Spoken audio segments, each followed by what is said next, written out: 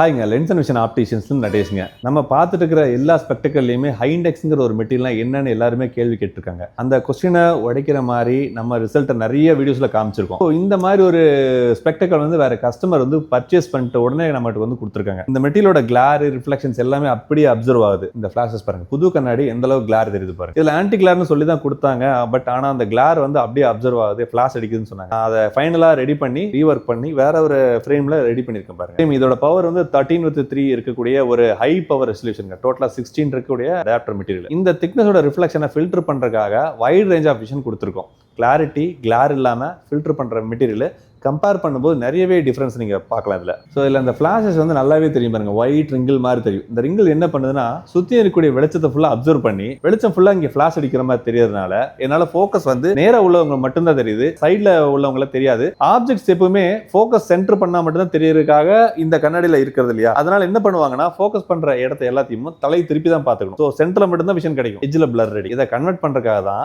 Ultra ஹெச்டிங்கிற ஒரு material நிறைய வீடியோஸ்ல பார்த்தது மாதிரியே ஒர்க் பண்ணி கொடுத்துருக்கேன். இதுல லைவாவே நீங்க கம்பேர் பண்ணியே பார்க்கலாம். நீங்க ரெண்டுத்துக்கும் ரொட்டேட் பண்ணும்போது அந்த கிளார் உள்ள வரலீங்க, ஃபிளாஷஸ் இல்லாம கிளியரா என்னோட ஃபோக்கஸ் ஃபுல்லாவே கிடைக்குது. இதோட திக்னஸும் டிஃபரன்ஸும் நீங்க பார்க்கணும். பக்கத்துல கிளாரோட டிஃபரன்ஸை காமிச்சிடலாம் பாருங்க. இதுல அந்த ஃபிளாஷஸ் இருக்கும், ரெண்டு கண்ணாடியும் பக்கம் பக்கம் வச்சிருக்கேன். ரெண்டுமே 13/3 இருக்கக்கூடிய லென்சஸ். எப்படி ரொட்டேட் பண்ணாலும் தெரியும் பாருங்க. ஆப்போசிட்ல ரொட்டேட் பண்றேன். இதே மாதிரி ஒரு லென்சஸ்ல வாட்டர் ரெசிஸ்டன்ஸ் எப்படி பிளே ஆகுதுங்கிறதும் காமிச்சிடறேன். நான் லைவாவே இப்ப பார்க்கலாம் பாருங்க.